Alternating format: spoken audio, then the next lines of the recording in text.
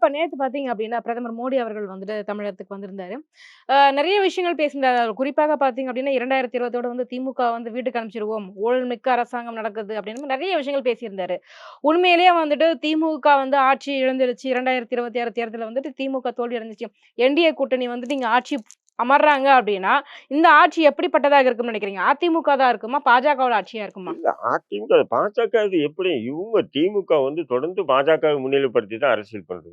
இவங்க பிரதான நீங்க சொல்லுங்க. உதாரணம் கடந்த பாராளுமன்ற தேர்தல் கூட பாஜக கூட்டணி இல்லாமல் 1,00,00,000 ஓட்டுக்கு மேல சுமார் 28% ஓட்டு அதிமுக வாங்குச்சா இல்லையா? வாங்குச்சா இல்லையா?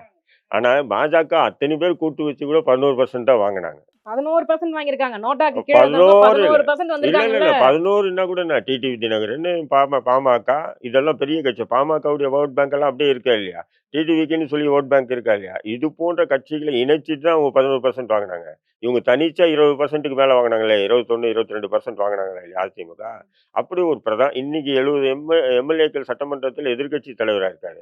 இவங்க அதிமுகவை முன்னிலைப்படுத்தி அரசியலே பண்ணுவதில்ல திமுக. ஏன்னு சொன்னா நல்லா இவங்களுக்கு தெரியும். அதிமுகவை முன்னிலைப்படுத்தி அரசியல் பண்றத விட பாஜகவை முன்னிலைப்படுத்தி அரசியல் பண்ணாதான் தமிழ்நாட்டுல நாம சிறுபான்மை ஒடுக்கப்பட்ட மக்களுடைய வாக்குகளை பெற முடியும். இதுதான் திமுக கூட்டணி தலைவர்களுடைய ஒரு சூழ்ச்சி இது. நான் அதுதான் சொல்றேன். நீங்க ஓப்பனா ஏடிஎம்கே எதிர்த்து பிரச்சாரம் பண்ணுங்க. ஏடிஎம்கேல ஒரு அங்கமா பாஜக இருக்கு. அப்படி பிரச்சாரம் பண்ணுங்க. ஏன் அப்படி பிரச்சாரம் பண்ண மாட்டேன்றாங்கன்னா, அப்படி பிரச்சாரம் பண்ணாங்கன்னா இந்த சிறுபான்மை வாக்குகள் முழுக்க அவனுக்கு விழாது. யாருக்கு விழாது? டிஎம்கேக்கு விழாது.